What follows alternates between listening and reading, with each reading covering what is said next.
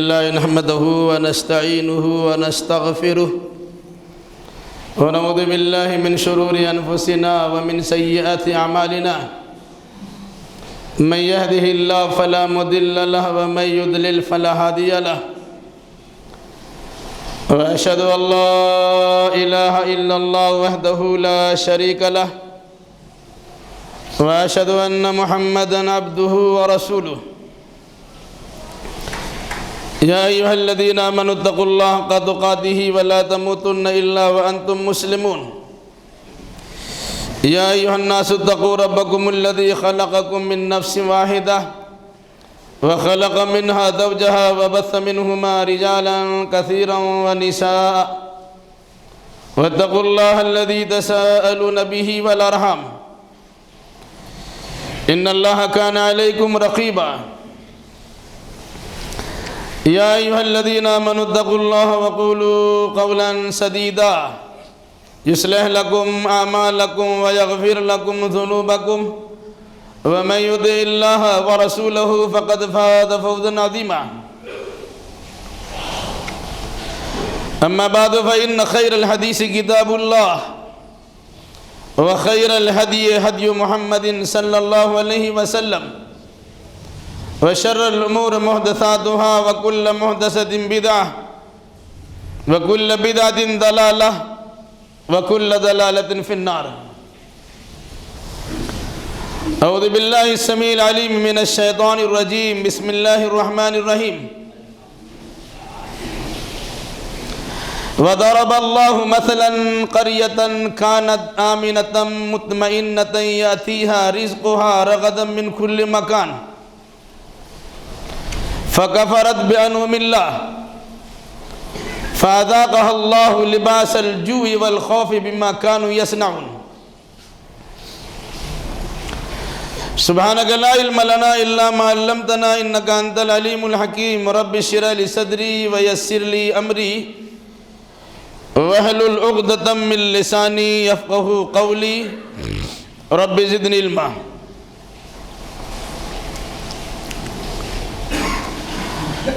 حمد و ثنا بڑائی کبریائی لائق و سزاوار ہے ہر چیز کے خالق و مالک اللہ رب العالمین کے لیے اور درود و سلام نازل ہو جملہ انبیاء کرام علیہم السلام پر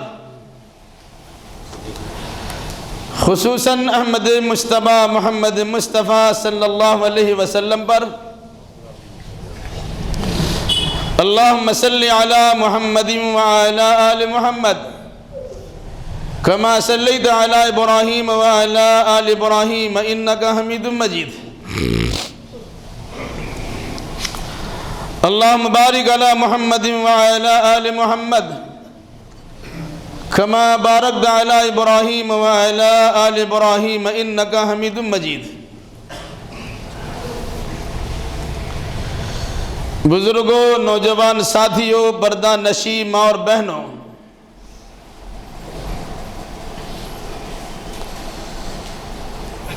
خطبہ مسنونہ کے بعد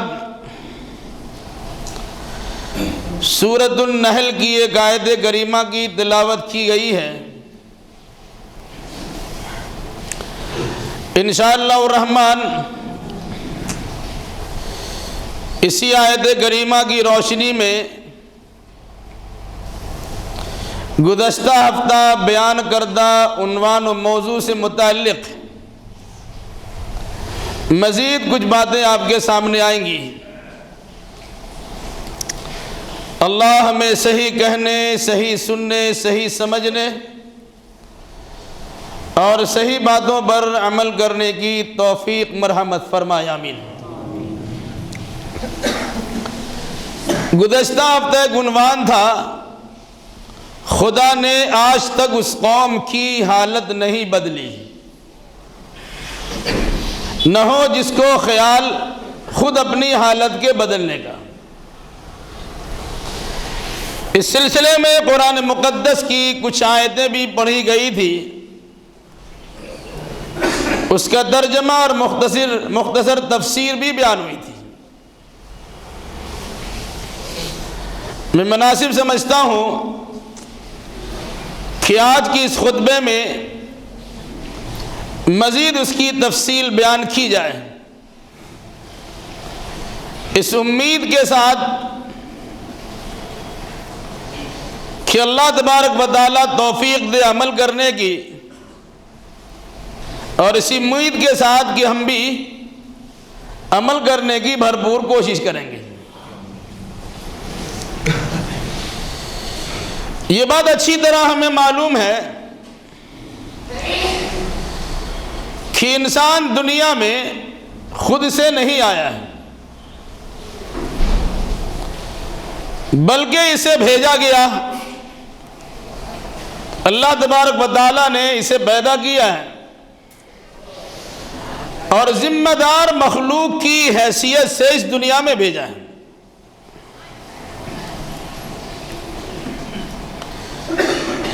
زندگی گزارنے کے لیے جن جن اسباب و وسائل کی ضرورت ہو سکتی تھی، اللہ تبارک و تعالیٰ نے وہ سارے اسباب و وسائل بھی مہیا کر دیے۔ انسان کو صحیح سالم جسم عطا فرمایا، اس کے اعضاء و جوارح کو موزوں اور مناسب فرمایا، صحت و تندرستی سے نوازا، مال دولت بھی عطا کی، افرادی قوت بھی میسر کی ہے۔ گویا خوشگوار زندگی گزارنے کے لیے جن جن چیزوں کی ضرورت پڑ سکتی تھی، ان ساری نعمتوں سے اللہ تبارک و تعالیٰ نے حضرت انسان کو نواز دیا، اور ساتھ میں کہا لَإِن شَكَرْتُمْ لَأَزِيدَنَّكُمْ وَلَئِن كَفَرْتُمْ إِنَّ عَذَابِي لَشَدِيدٌ۔ سن لو، اگر تم شکریہ ادا کرو گے تو مزید نعمتوں میں اضافہ کرتا چلا جاؤں گا، اور اگر ناشکری کرو گے تو میں اپنی نعمت کی ناقدری اور ناشکری دیکھنا گوارا نہیں کر سکتا، نعمت بھی چھین لوں گا اور دردناک عذاب سے تمہیں دوچار کر دوں گا۔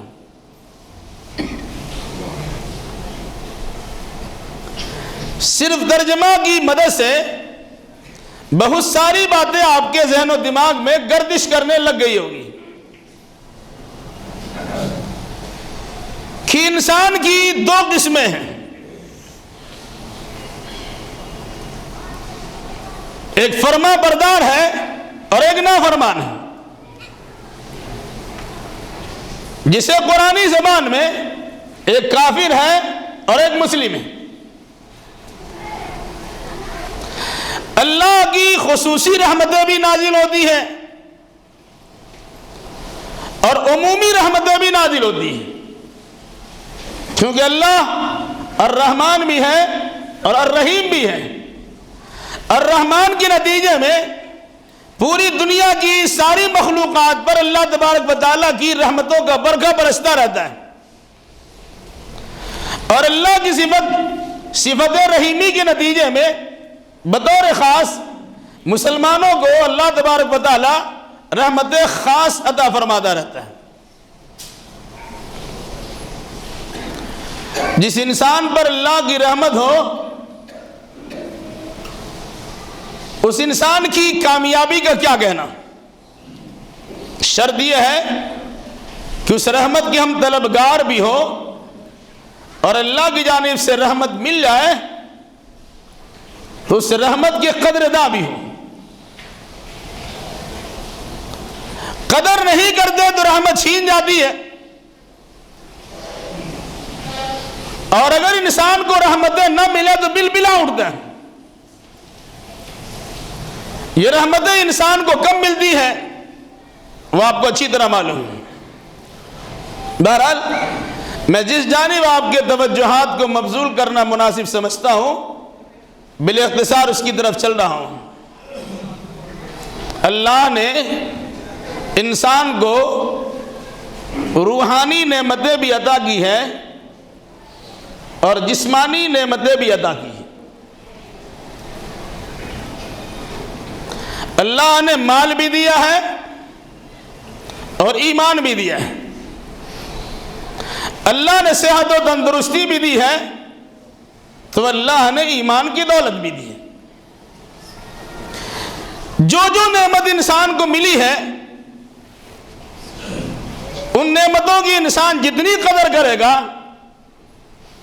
اللہ تبارک و تعالیٰ کی جانب سے ان نعمتوں میں روز افزوں اضافہ ہوتا چلا جائے گا،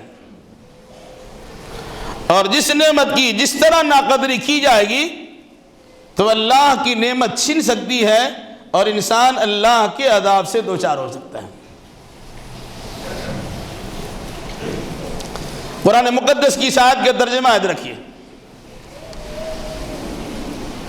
وَضَرَبَ اللَّهُ مَثَلًا قَرْيَةً كَانَتْ آمِنَةً مُطْمَئِنَّةً يَأْتِيهَا رِزْقُهَا رَغَدًا مِّن كُلِّ مَكَانٍ۔ اللہ ایک بستی کی مثال بیان کرتا ہے۔ کہتے ہیں نا فلاں بستی کا یہ حال تھا، تو قرآن کہتا ہے اللہ ایک بستی کی مثال بیان کرتا ہے، کانت آمنۃ مطمئنہ، وہ امن و امان سے رہنے والی بستی تھی، جہاں امن بھی تھا اطمینان بھی تھا۔ یہ لوگ کہیں جاتے ہیں ان کی دادی وہ تقریب بجا لائی جاتی، اور کوئی انسان بڑا سے بڑا ظالم اس شہر میں چلا آتا اسے بھی امن مل جاتا تھا۔ ایسا امن والا شہر تھا اور ایسا امن والی بستی تھی۔ یاتیہا رزقہا من کل مکان، اس بستی میں روزی ہر چہار جانب سے آتی تھی۔ فکفرت بانعم اللہ، لیکن اس بستی نے یا بستی کے لوگوں نے اللہ کی نعمتوں کی ناقدری کی، ناشکری کی۔ پھر کیا ہوا؟ فَأَذَاقَهَا اللَّهُ لِبَاسَ الْجُوعِ وَالْخَوْفِ، تو اللہ نے اس بستی کو بھوک کا لباس پہنا دیا، خوف کا لباس پہنا دیا۔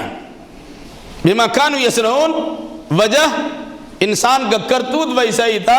اس بستی کے لوگوں نے ایسی حرکت کی تھی کہ جس کے نتیجے میں نعمت چھن گئی اور انہیں بھوک و پیاس سے دوچار کر دیا گیا اور خوف و ہراس کے ماحول میں مبتلا کر دیا گیا۔ مفسرین نے ایک عام بات بھی کہی ہے، اور کچھ مفسرین نے اس بستی سے مراد بطور خاص مکہ المکرمہ کو لیا ہے۔ شہر مکہ پرامن شہر ہے، وہاں بیت اللہ الحرام ہے، اس کے ارد گرد میں مار پیٹ بھی بنا ہے، جانی دشمن بھی، قتل کرنے والا قاتل بھی اگر اس جگہ پہنچ جائے وہاں سزا نہیں دے سکتے۔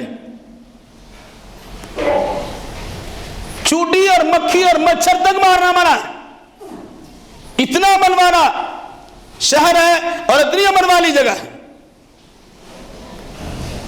چونکہ خانہ کعبہ وہاں ہے، متولی وہاں موجود تھے، لوگ طواف عمرہ کرنے کے لیے آیا کرتے تھے، ہر چہار جانب سے لوگوں کی پہنچ ہوتی تھی، بہترین کاروبار کا نظام چلتا تھا۔ دنیا کے مختلف حصوں اور گوشوں میں جو اچھے انداز کی چیزیں موجود ہوتی وہ سب یہاں فراہم ہوتی۔ پھل فروٹ کا معاملہ اس کے مشاہدہ آپ کر ہی سکتے ہیں۔ قرآن کہتا ہے یاتیہا رزقہا رغدا من کل مکان، یہاں روزی ہر چہار جانب سے بفراغت پہنچتی تھی، تھوڑا موڑا نہیں، فراغت کے ساتھ پہنچتی تھی۔ فکفرت بانعم اللہ، لیکن اس بستی کے لوگوں نے اللہ کی نعمتوں کے ساتھ ناقدری کی، ناشکری کی،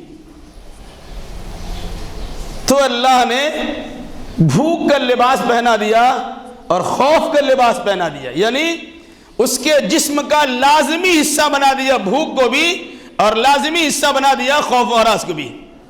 تاریخ سے پتہ چلتا ہے کہ اہل مکہ چمڑا چاٹنے پر مجبور ہو گئے تھے، کھانا کچھ ملتا نہیں تھا، اور خوف و ہراس کا معاملہ ہر چہار جانب سے اچک لیے جانے کا خطرہ تھا، جبکہ وہ امن کا گہوارہ تھا۔ حالات ایسے پیدا ہوئے، گنڈا گردی کی اس طرح نوبت آئی، ماحول اس طرح خراب کیا گیا کہ آدمی دانے دانے کو ترس گئے، اور ساتھ ساتھ ہمیشہ ڈر لگا رہتا تھا۔ یہ کیوں ہوا؟ بما کانوا یصنعون، ان کے کرتوت کا نتیجہ تھا۔ رزق اگر کسی کو ملے، آدمی کو اس کی قدر کرنی چاہیے۔ رزق مال بھی ہے، صحت بھی ہے، طاقت و قوت بھی ہے، افرادی قوت اور افرادی کثرت بھی ہے، شہرت بھی ہے۔ یہ ساری چیزیں روزی میں داخل ہیں کہ جس کے ذریعے سے انسان کی زندگی خوشگوار گزر جائے۔ آدمی کے پاس سب کچھ ہے، کھانا ہی نہیں ہے، مال ہے، کبھی کبھی ایسے حالات پیدا ہوتے ہیں مال لے کے گھومتے رہیے، غلہ اور دانہ اور کھانے کی چیز میسر نہیں ہے، پیسہ لے کے آدمی مر رہا ہوتا ہے۔ کبھی ایسا بھی حال ہوتا کہ انسان کے پاس ساری دولتیں موجود ہے، مال بھی ہے، اسباب بھی ہے، کھانے پینے کی فراوانی بھی ہے، اللہ نے چھوٹی سی بیماری ڈال دی، اب کچھ نہیں کھا سکتے آپ۔ کھانا آپ کے پاس موجود ہے، مرخص اور لذیذ غذا آپ کے پاس موجود ہے، لیکن ڈاکٹر نے منع کر دیا، کھا نہیں سکتے بھائی۔ تو حاسدانہ نگاہ سے وہ دیکھتا رہتا ہے کہ جوانی ہم نے مال و دولت کی کمائی میں صرف کر دی، جب کھانے کا وقت آیا تو پابندی لگ گئی۔ مریض کی عادت کرنے کے لیے انسان آتا ہے، اپنی اپنی سہولت کے مطابق دسترخوان کو وسیع کرتا ہے۔ مریض میٹھا نہیں کھا سکتا، اس کے سامنے حلوے اور مٹھائیاں چل رہی ہوتی ہیں، کیسا لگتا ہوگا اندازہ لگا لیجیے، محرومی ہے۔ تو دولت اللہ نے دی، دولت آپ نے کمایا، شہرت آپ نے کمائی، نعمت آپ نے کمائی، بہت سارے اسباب وسائل آپ نے استعمال کر لیے، لیکن کچھ حرکتیں ہماری آپ کی جانب سے ایسی ہو گئی کہ نتیجے کے طور پر اس سے ہم محروم کر دیے گئے۔ یہ بات بھی یاد رکھیے، قرآن کہتا ہے ما اصابکم من مصیبت فبما کسبت ایدیکم ویعفو عن کثیر، جو کچھ تمہیں مصیبت پہنچتی ہے وہ تمہارے ہاتھوں کی کمائی ہوتی ہے۔ ویسے اللہ تبارک و تعالی بہت ساری خطا اور غلطیوں کو یوں ہی معاف کر دیتا ہے، کبھی کبھی کسی بعض مصیبتوں، بعض نافرمانیوں پر، گناہوں پر اللہ گرفت کرتا ہے تو یہ صورتحال پیدا ہوتی۔ اگر ہر گناہ پہ پکڑنا شروع کر دے، ما ترک علی من دابہ، روئے زمین پر کوئی جاندار باقی رہ ہی نہیں سکتا ہے۔ تو گویا مصیبتیں اپنی لائی ہوئی ہوتی ہے۔ میں کچھ چیزوں کی طرف اشارہ کرنا مناسب سمجھتا ہوں۔ آج موجودہ دور میں عالمی پیمانے پر اور بطور خاص ہندوستان کے پیمانے پر ہم امان کی تلاش میں ہیں۔ جب ہمیں امن دیا گیا تھا تو ہم نے اس کی قدر نہیں کی، روزی کی تلاش میں ہے۔ جب مٹی چھوتے تھے تو سونا بن جایا کرتا تھا، آج صورتحال یہ ہے صبح سے لے کے شام تک کھٹتے ہیں، سونا بھی چھوتے ہیں تو مٹی بن جاتی ہے۔ کیوں ہوا ایسا؟ آپ کی تجوری میں، الماری میں، بینک میں یا کسی اور جگہ پر لاکھوں نہیں کروڑوں کی مالیت آپ کے پاس موجود تھی، لیکن آج صورتحال آپ کی یہ ہے ایک ایک کر کے وہ چیز خالی ہوتی چلی جا رہی ہے، اور دوسروں کے سامنے دست نگر ہونے اور ہاتھ پھیلانے کی نوبت تک پہنچ رہی ہے۔ کیوں بھائی؟ وجہ کیا ہے؟ اس کی وجہ یہ ہے جب اللہ نے اس کی قدر کرنے کا حکم دیا۔ مال کوئی غلط چیز نہیں ہے، قرآن مقدس کی اصطلاح میں اللہ نے مال کو خیر سے تعبیر کیا۔ ما انفقتم من خیر مال خیر ہے، اگر مال کا صحیح چیزوں میں استعمال کیا تو خیر ہی خیر ہے، اور اگر آپ نے مال کا غلط استعمال کیا تو وہ شر ہی شر ہے۔ ابھی بھی سمجھ میں نہیں آیا؟ تھوڑی اور تفصیل کر لیجئے۔ اللہ نے اگر مال سے آپ کو نوازا ہے، آپ کو کھانے پینے اپنی ضروریات میں استعمال کرنے کی کھلی چھوٹ ہے، لیکن ساتھ میں کہا کلوا واشربوا ولا تسرفوا، کھاؤ پیو فضول خرچی مت کرو۔ اس طریقے سے یہ بھی کہا کہ مال اللہ نے آپ کو دیا ہے، کمایا ہے، اپنے بیوی بچوں کی پرورش کرتے ہیں، خاندان والوں کی دیکھ ریکھ کرتے ہیں، اس میں غربا اور مساکین کے بھی کچھ حق ہے، حق للسائل والمحروم، مانگنے والے اور جس کے پاس نہیں ہے اس کے بھی حقوق آپ کے مال میں ہیں۔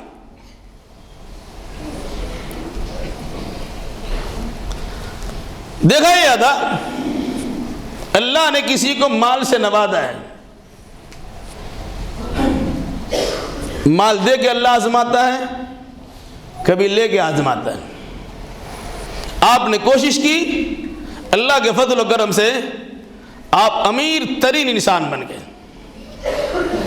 بغل میں آپ کا بھائی ہے، آپ کی بہن ہے، آپ کے ماں باپ ہیں، آپ کے رشتہ دار ہیں، قرابت دار ہیں، آپ کا بچہ پڑھنے کے لائق نہیں ہے، اس کا اسکرو ڈھیلا ہے، اللہ نہ کرے، لیکن آپ کا بھتیجا بڑا بریلینٹ ہے، پڑھنے کی صلاحیت رکھتا ہے، اس کے پاس اسکول میں فیس جمع کرنے کے پیسے نہیں ہیں، توفیق نہیں ملتی، اس بچے کو اس معنی میں گود لے لے، اس کی تعلیم کا خرچہ ہم لے لیں گے، آپ کا بچہ پڑھنے کے لائق نہیں ہے، آپ اس پہ صرفہ کرتے ہیں، بھتیجا ہو کہ بھتیجی ہو یا رشتہ دار ہو دیگر افراد ہو، وہ پڑھنے کی صلاحیت رکھتے ہیں، لیکن آپ اس لیے اسے نہیں دیتے یہ بچہ پڑھ جائے گا اور ہمارے سامنے ہمارے بچوں سے بڑا مقام حاصل کر لے گا۔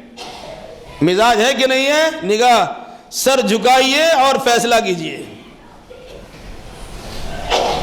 بہت سارے واقعات ہمارے سامنے ہیں، صرف اشارہ کے نام بات کرتا ہوں، سمجھنے کی کوشش کیجیے۔ علاوہ بھی اللہ نے اگر آپ کو دیا ہے، یہ بھی کہا تھا کہ اپنا پاؤں اتنا ہی پھیلائیے جتنی بڑی چادر آپ کی پاس ہو، ورنہ زیادہ پاؤں پھیلائیے گا آپ کا پاؤں باہر چلا جائے گا، چادر پیچھے رہ جائے گی، ایسا نہ ہو ٹھنڈی لگ جائے، فالج کے اٹیک ہو جائے، اللہ نہ کرے، اللہ نہ کرے۔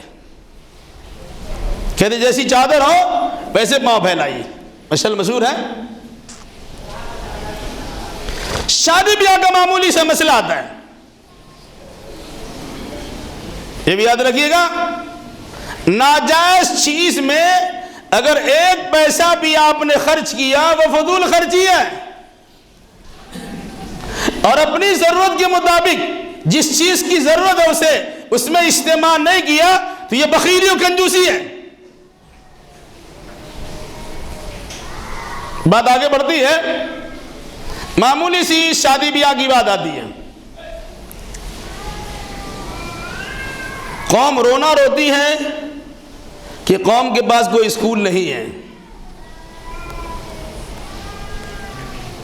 گداگر بن کر، فقیر اور بھیک منگے بن کر حکومت کے سامنے استغاثہ لگاتے ہیں، ہمارے محلے میں ایک اسکول بنا دیجیے۔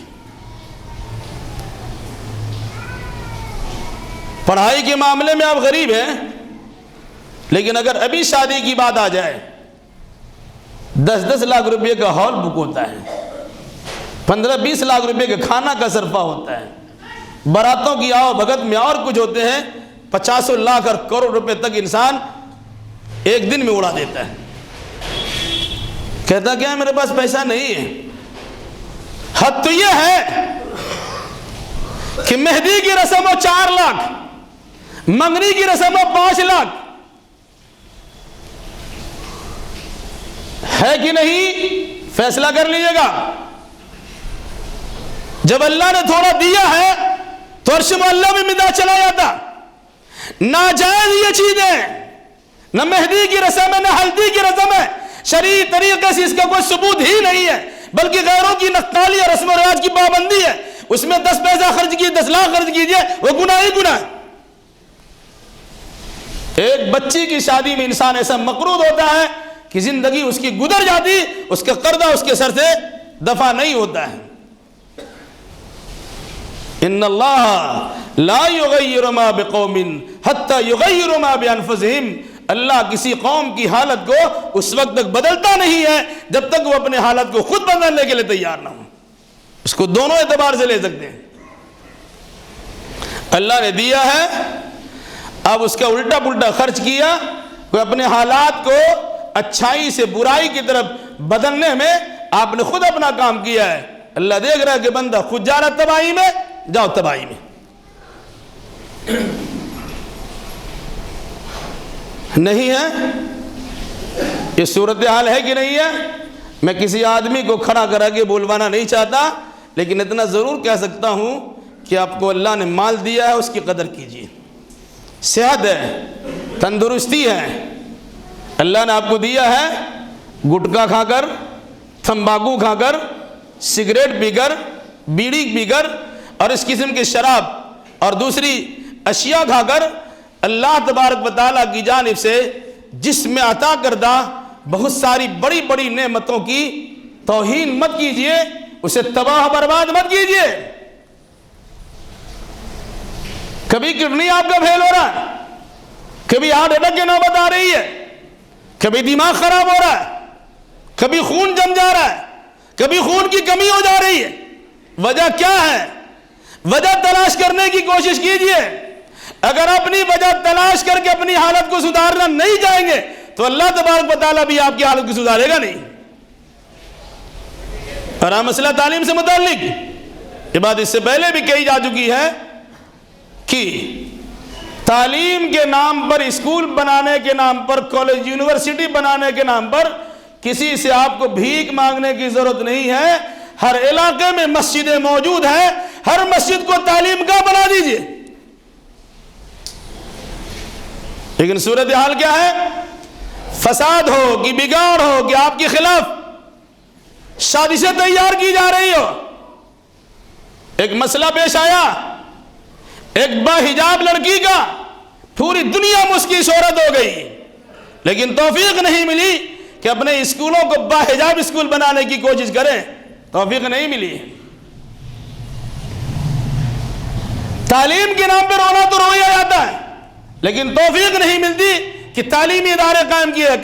شہر کلکتہ کو میں تقریباً 33 سالوں سے دیکھ رہا ہوں، وہی پرانا اسکول ہے، اسلامیہ ہائی اسکول ہے، محمد جان ہائی اسکول ہے، C M O high school ہے، انجمن گرلس اسکول ہے، وغیرہ وغیرہ۔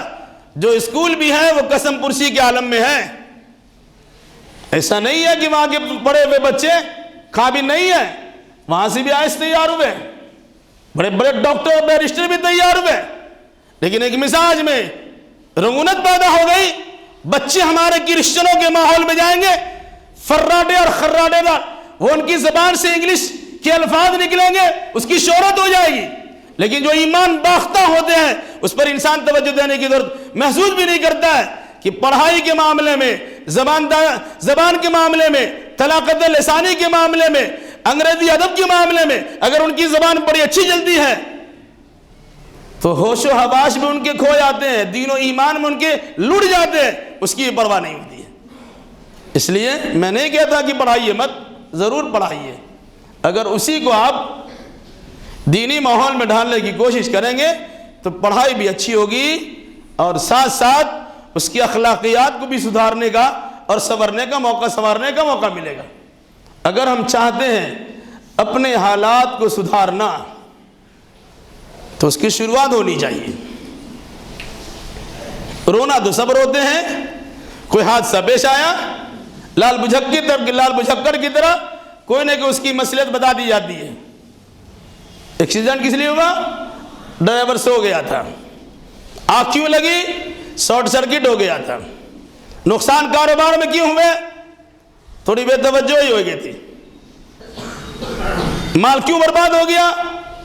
کچھ نقصان، کچھ خرابی پیدا ہو گئی۔ یہ لال بجھکر کی طرح کچھ ظاہری اسباب و وسائل یا اسباب و علت تلاش کر لیتے ہیں۔ حقیقی علت کو تلاش کرنے کی ضرورت محسوس بھی نہیں کرتے. اور حقیقی وجہ کیا ہے؟ ظہر الفساد فی البر والبحر بما کسبت ایدی الناس. خشکی میں یا تری میں جو فساد برپا ہوتا ہے وہ انسان کے ہاتھوں کی کمائی ہوتی ہے.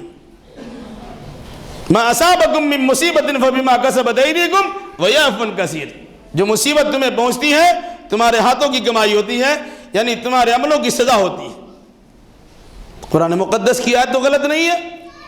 قرآن نے ہمارے سدھارنے کے لیے، سنوارنے کے لیے، بگڑی بنانے کے لیے، حالات کو اچھے بنانے کے لیے طریقہ کار بتلائے. اس لیے میری گزارش کہ اگر ہم اپنے حالات کو ابھی بھی سنوارنا چاہتے ہیں، سدھارنا چاہتے ہیں، سدھار سکتے ہیں. اور اگر نہیں سدھارتے ہیں تو ہمارے بعد ہمارے بچے بھی ہم ہی کوسیں گے، جس طرح اپنے بڑوں کو کوستے ہیں، پہلوانوں کو کوستے ہیں. وہ لوگ کچھ نہیں کیے. کیا نہیں کیے؟ کچھ نہیں کیے. آپ بھی تو کچھ نہیں کر رہے ہیں. آپ کے پاس بھی تو آپ کے بچے ہیں، اس کے بعد آنے والے لوگ ہیں. وہ زمانہ بھی گزرا، یہ لوگ بھی کچھ نہیں کیے. آپ پہلے لوگوں کو برا بھلا کہتے ہیں، بعد والے ہمیں اور آپ کو برا بھلا کہیں گے. اس لیے اگر ہم اس آیت کریمہ کو سامنے رکھتے ہیں کہ ان اللہ لا یغیر ما بقوم حتی یغیروا ما بانفسہم، اللہ اس وقت تک کسی قوم کی حالت کو بدلتا نہیں ہے جب تک وہ اپنی حالت کو بدلنے کے لیے خود تیار نہ ہو جائیں. چاہتے ہیں تعلیم، ضرور تعلیم دیجیے، مگر ایک چیز کی طرف اشارہ کر دوں، الا ماشاء اللہ. کتنے دنیاوی تعلیم یافتہ لوگ ایسے ہیں جنہیں آپ تعلیم یافتہ کہہ سکتے ہیں.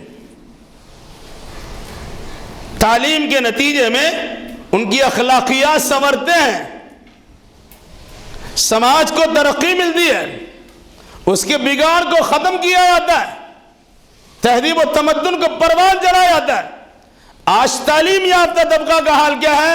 وہ بھی اسی جاہلوں کی صحبت میں رہنے کے نتیجے میں اپنی تعلیمی لیاقت و صلاحیت کو بالائے طاق رکھ کر وہی الٹی سیدھی حرکتیں کرنے پہ تلے ہوئے. یا کہہ لیجئے کہ سماج و معاشرہ اور سوسائٹی جس دھرے پہ چل رہی ہوتی ہے، ہم سوچتے ہیں کہ اسی میں چلیں گے تو ترقی ہوگی. راستے کا رخ ہم بولنے کے لیے، ہوا کا رخ بدلنے کے لیے تیار نہیں ہے، بلکہ اسی طرف چلے جاتے ہیں جس طرح ہوا کا رخ ہوا کرتا ہے. یہ کمال کیا ہے؟ یہ تو مچھر بھی اڑ کے چلے جاتے ہیں، مکھی بھی اڑ کے چلے جاتی ہے. انسان کی صلاحیت یہ ہے کہ حالات کا مقابلہ کرے اور ایسے مخالف ہوا کے رخ کو بدلنے کی کوشش کرے اور پلٹنے کی کوشش کرے. تو اگر حالات ہمارے خراب ہو رہے ہیں، بگاڑ پیدا ہو رہے ہیں، تعلیمی اعتبار سے حواس باختگی ہمارے اندر آ رہی ہے، دینی شعور کا فقدان ہوتا چلا جا رہا ہے، تہذیب و تمدن کا خاتمہ ہوتا چلا جا رہا ہے، اخلاقیات کا جنازہ نکلتا چلا جا رہا ہے، مال و دولت بے محابہ استعمال کی جاتے ہیں، عورت و مرد کا اختلاط کے ساتھ رہنا سہنا، نتیجے میں ساری برائیوں کی حدود پار کر دی جاتے ہیں. تو اگر ہم بھی اسی میں بہہ جاتے ہیں تو پھر ہمارا اور دوسرے لوگوں میں فرق کیا رہ گیا؟ اگر ہم چاہتے ہیں اپنے حالات کو بدلنا، اللہ اسباب پیدا کرے گا. اور اگر بدلنا نہیں چاہتے ہیں تو قرآن کہتا ہے نولیہ ما تولی ونسلیہ جہنم وساءت مصیرا. جدھر رخ کرو گے ادھر ہی ڈھکیل دیں گے، پھر اس کا ٹھکانہ جہنم ہوگا اور بہت ہی برا ٹھکانہ ہے. اس لیے میرے بھائیوں، قرآن مقدس کی آیت کو سامنے رکھیے. جن جن اسباب و ذرائع کی بنیاد پر حالات میں خرابیاں پیدا ہوتی ہیں، ان سوراخوں کو اور ان دروازوں کو بند کرنے کی کوشش کیجیے. پیسے اللہ نے آپ کو دیے ہیں، اس کا مصرف صحیح لیجیے. ذہن و دماغ اللہ نے دیا ہے، صحیح چیزوں میں اور بنیادی چیزوں میں قوم کی ترقی میں اس کا صرفہ کیجیے. اللہ نے آپ کو لیاقت دی ہے، صلاحیت دی ہے، اس کا صحیح مصرف لیجیے. اللہ تبارک و تعالیٰ نے آپ کے پاس مال بھی رکھا ہے، اس کا صحیح استعمال کیجیے، اور صحت و تندرستی بخشی ہے، اسے صحیح چیزوں میں لگا دیجیے. اس دن کے آنے سے پہلے کہ بعد میں آپ کو کہنا پڑے گا کہ روح شداد کی جب نکالی گئی، سیر باغ ارم نہ اس کو ملی، ہاتھ ملتا گیا اور کہتا گیا ایسی جنت کا کوئی بھروسہ نہیں ہے۔ اس سے زیادہ مال ہو گیا آپ کے پاس؟ دنیا ہی میں جنت بنا لیا تھا، لیکن دروازے سے داخل ہونا چاہا، ایک پاؤں اندر ایک پاؤں باہر، ملک الموت تشریف لائے، روح قبض۔ کون سی جنت آپ نے تیار کر لی ہے؟ ہگنے موتنے کے لیے لاکھوں کا صرفہ ہوتا آپ کا۔ بات بری لگتی ہے، اللہ کے واسطے معاف کیجیے گا۔ شیش محل آپ کا وہ ہے، نظارہ برائیوں کرتے ہیں، خرچہ اور صرفہ آپ کا کہاں آتا ہے؟ آپ کے بغل میں ضرورت مند ہے، آپ کے بھائی بہن ہے، آپ کے رشتہ دار قرابت دار ہے، اس سے بڑھ کے آپ کے ماں باپ ہیں۔ بیٹی کہتی ہے ماں کا خرچہ باپ بیٹی پر تو نہیں ہے، باپ کا خرچہ بیٹی پر نہیں ہے۔ ارے اللہ نے دیا تو خرچ کیجئے۔ بیوی بچوں کا خرچہ یقین آپ کے اوپر ذمہ داری کے طور پر عائد ہوتی ہے، لیکن اس میں سے کچھ بچائیے، اپنے ماں باپ کو بھی دیکھیے۔ ماں باپ نے آپ کی تربیت کی خاطر اپنی تمام تر قربانیاں پیش کر دی۔ 9 مہینہ ماں نے پیٹ میں رکھا، درد ذہ کی تکلیف کو اس نے برداشت کیا، اپنے سینے دونوں سینوں سے خون کی جگہ تمہیں یعنی خون سے تیار شدہ کے لیے دودھ تمہیں پلایا، اور پھر اس کی ماں جب تیار ہو گئی، ماں نے آپ کو تیار کر کے رکھ دیا تو ماں کی قدر و منزلت بھول گئے۔ باپ نے آپ کو آرام و سکون پہنچانے کے لیے رات دن ایک کر دیا، لیکن نہ باپ کی خدمت انسان کرتا ہے نہ ماں کی خدمت انسان کرتا ہے۔ اور وہ خدمت کہاں ہے؟ اپنے عیش و عشرت میں اس کے صرفہ اور خرچہ ہوتا ہے، اور اس کے باوجود انسان مگن ہے۔ یاد رکھیے گا، اگر آپ نے کسی انجان اور اجنبی انسان کے حقوق کو غصب کر لیا تب بھی اللہ کی پکڑ میں آئیں گے۔ اگر بیٹا بیٹی باپ بھائی اور ماں بہن کی خدمت کرنے کے بجائے آپ نے ان کے حقوق کو دبا دیا تو کتنی زبردست آپ کی پکڑ ہوگی، اب اس کا اندازہ لگا لیجیے۔ اس نے میرے بھائیوں، اللہ کے واسطے ان چیزوں کی قدر کیجئے جو اللہ تبارک و تعالیٰ نے ہمیں نعمت کی شکل میں عطا کی ہے۔ اگر اپنے حالات کو سدھارنا چاہتے ہیں یقیناً سدھار سکتے ہیں، ہوا کا رخ بدل سکتے ہیں، حالات عمدہ سے عمدہ بنا سکتے ہیں۔ شرط یہ ہے کہ اللہ اس کے رسول کے فرمان کے مطابق عمل کرنے کی کوشش کیجئے۔ اللہ ہمیں بھی آپ کو بھی عمل کی توفیق عطا فرمائے۔ الہی جو بیمار انہیں شفا کامل و عاجل عطا فرما دیں، الہی جو مقروض انہیں قرض ادا کرنے کی سہولیات فراہم کر دیں، الہی جو ماخوذ و گرفتار ان کے لیے رہائی کے اسباب پیدا کر دیں۔ اللہ دینی یا دنیاوی اعتبار سے جو پریشانی ہے ان کی جملہ پریشانیوں کو خاتمہ فرما دیں۔ جب تک ہمیں زندہ رکھ کتاب اللہ اور سنت رسول اللہ پر عمل کرتے ہوئے زندہ رکھ، جب ہمارا خاتمہ ہو انہی دونوں کی طرف ارشاد کرتے ہمارا خاتمہ ہو۔ اقول قولی ھذا واستغفر اللہ لی ولکم ولسائر المسلمین، وآخر دعوانا الحمد للہ رب العالمین۔